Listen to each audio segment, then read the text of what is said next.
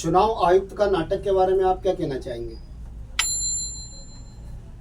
आपने बहुत अच्छा सवाल किया कि मुझे कल हमने आपको हमारे एपिसोड में खुला कर बताया था कि मुख्य चुनाव आयुक्त राजीव कुमार एक बहुत बड़ा नाटक कर रहे हैं। उन्होंने भाजपा और कांग्रेस को एक नोटिस दिया और उसका जवाब देने की तारीख 18 रखी। ठीक है, 16 को आपने नोटिस दिया, 18 को जवाब मिलेगा। परंतु जो आपने नोटिस दिया है उसमें कारण क्या बताया कि जो चुनाव प्रचार में झूठ प्रचार किया गया कि जो अनेक प्रकार के अनेक प्रलोभन दिए गए हैं और भी अनेक प्रकार के जो सांप्रदायिकता की बातें की गई हैं, हेट स्पीच दिए गए हैं, उन सबको आधार बताएगा। यह आधार बहुत अच्छा है। चलिए, हम कम से कम इतना तो राजीव कुमार की आत्मा जागी कि उन्होंने चुनाव प्रचार खत्म होने के बाद ये नोटिस जारी किए। इसके पहले करते। अब हमारा यही कहना है कि मुख्य चुनाव आयुक्त राजीव कुमार जो चुनाव प्रचार में जितने भी वीडियो हुए कांग्रेस के, भाजपा के और दूसरे अन्य लोगों के, जो कि अपने आप में बड़े विचित्र हैं, सांप्रदायिक हैं, हेट स्पीच की श्रेणी में आते हैं, उनकी समीक्षा करें और उन सबको नोटिस जारी करें। और यदि संतोषजनक जवाब नहीं मिलता है तो उनका राजनीतिक पंजीयन भी रद्द कर दे। क्या मुख्य चुनाव आयुक्त राजीव कुमार में इतनी हिम्मत है? कभी इतने हिम्मत नहीं है। मैं जहाँ तक मेरा अपना सोच है और हमने जो दृष्टिकोण से जो उनके जो कार्यकलाप को देखा है, वे नाजी गैंग के चापलूस है, चरणदास हैं, इसके अलावा वो कुछ भी नहीं है। और जो नोटिस दिए गए हैं ये भी एक बहुत बड़ी साजिश है। ये मोदी को बचाने के लिए सारे नाटक किए गए थे। अभी जो झारखंड में जो हुआ हमने वो देखा, महाराष्ट्र में जो हो रहा है वो देखा। आपको याद है कि महाराष्ट्र में पूर्व गृह मंत्री की कार पर हमला हुआ, वे बहुत घायल हुए। और इस प्रकार के अनेक जो महाराष्ट्र में कभी हिंसा नहीं होती थी चुनाव में, वो हिंसा का नाटक हमने महाराष्ट्र में देखने को मिला। ये क्या चुनाव आयोग को समझ में नहीं आ रहा? और चुनाव आयोग को सबसे बड़ी बात मैं राजीव कुमार को ये कहता हूँ कि मणिपुर में कितनी हिंसा हो रही है। 7 जिलों में कर्फ्यू है, नेट बंद है, नदियों में लाशें मिल रही है, बच्चों की हत्याएं हो रही है, विधायक के घर जला रहे हैं, मुख्यमंत्री के आवास पर हमला हो रहा है, मुख्यमंत्री के दामाद है उनके घर को आग लगा दी गई है। और इस प्रकार का जो नाटक हो रहा है, तो क्या ये चुनाव आयोग को नजर नहीं आ रहा? जब आ रहा है तो चुनाव आयोग को, राजीव कुमार को तो स्पष्ट निर्देश देना था कि आप सब काम छोड़िए और पहले मणिपुर में शांति स्थापित कीजिए। शाह नागपुर से वापस रिटर्न हो गया दिल्ली, इसके बारे में क्या कहना चाहिए? कहाँ की बात कहाँ जोड़ रहे हैं? मैं अभी अमित शाह की बात नहीं कर रहा हूँ, अभी मैं चुनाव आयोग की बात कर रहा हूँ, राजीव कुमार की। अब आपने सवाल किया तो मुझे उसका उत्तर देना ही होगा।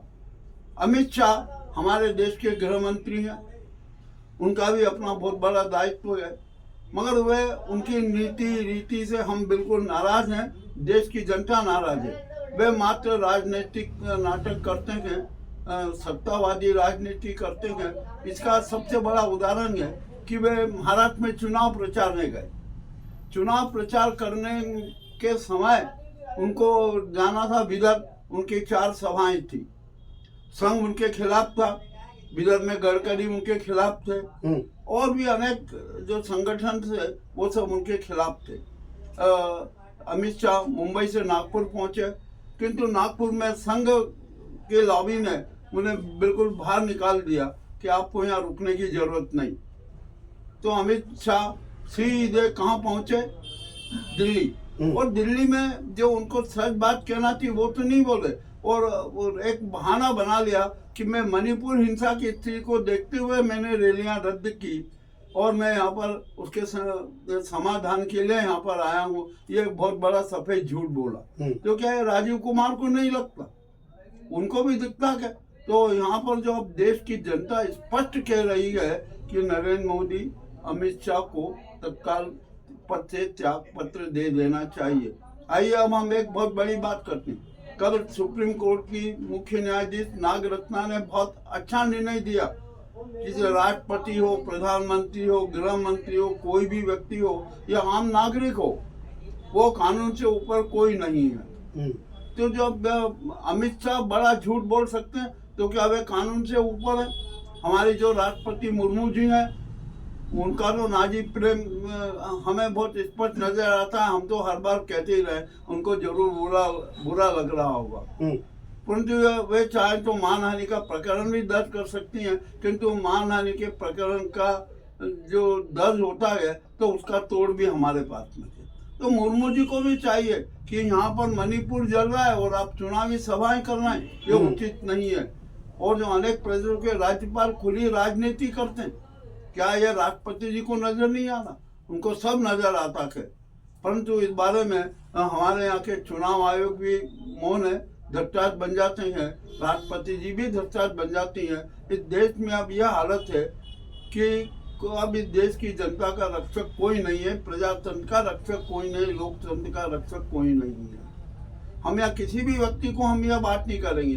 अब तो लोकतंत्र प्रजातंत्र की रक्षा जनता को ही करना पड़ेगी, जनता को ही मैदान में आना पड़ेगा, सड़क से संसद तक यही बात होना है, तभी प्रजातंत्र लोकतंत्र की रक्षा हो सकेगी। अब हमारे सूरज सिंह जी हैं, ये भी किसान नेता हैं, भाजपा के सदस्य, हम उनकी भी राय जानना चाहिए। वैसे तो पूरे भारत में गांव स्तर से लगाकर केंद्र तक भ्रष्टाचार की लाइन पे लाइन लगी हुई है।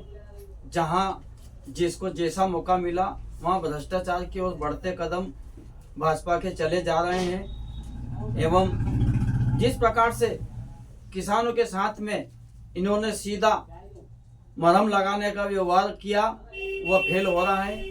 सोयाबीन उपार्जन केंद्र पर इनकी 12-13% अगर नमी रहती है तो ले नहीं रहे हैं, ग्रेडिंग माल ले रहे हैं, सूखा माल ले रहे हैं। इससे तो वो 4000-3000 में जो बिक रही है वो फायदे दे रही है, ताकि वो गज्जर माल के रूप में उसी रेट में बिक रही है। किसान भाजपा का सहारा लेना बंद कर रहा है। किसान हितैषी सरकार नहीं है। अगर किसान हितैषी सरकार होती तो मापदंड शिवराज की सरकार के थे उसी प्रकार के रहते तो किसान खुश हो जाते। वर्तमान की सरकार मध्य प्रदेश में फेल हो रही है किसान हित में, इसलिए खाद बड़ी मुश्किल किल्लत के साथ में मिला, लेकिन आधी बोनी हो चुकी थी, इसके बाद में मिला। खैर देर से मिला, धन्यवाद है। कम से कम बोलने के साथ में तो प्रयास करके, इज्जत खराब होने के बाद में प्रयास करके किसानों की सूद ली। ठीक उसी प्रकार सोयाबीन उपार्जन केंद्र पर सुनने वाला आज की तारीख पे कोई नहीं है। करोड़ों रुपए का भ्रष्टाचार हो रहा है। जिस प्रकार से यहाँ पे उद्घाटन उज्जैन में हो रहे हैं, करोड़ों रुपए का ठेका दे रखा है। वो ठेका दे रखा है, उसका कोई लेखा जोखा कुछ भी नहीं है। लेकिन किसान हित में निर्णय अभी तक स्पष्ट रूप से हितैषी निर्णय कोई नहीं है। मैं सुमेर सिंह पवार, ग्राम उज्जैनिया से, उर्फ एसएस किसान मित्र भी हूँ। हमारी किसान मित्र की संख्या 27,000 है और हमारे विषय में भी सरकार ने आज तक कोई कदम नहीं उठाया है। कांग्रेस ने हमें भाजपा का एजेंट करके बाहर निकाला था। कांग्रेस ने वापस फॉर्म भरवाए थे। सरकार उनकी 17 महीना रही, इस बीच चली गई और हमारी किसान मित्रों की सूद भी भाजपा ने आज तक नहीं ली है। ग्राउंड रिपोर्ट मुकेश इसकरी, थीम न्यूज़ चैनल। 2 ठीक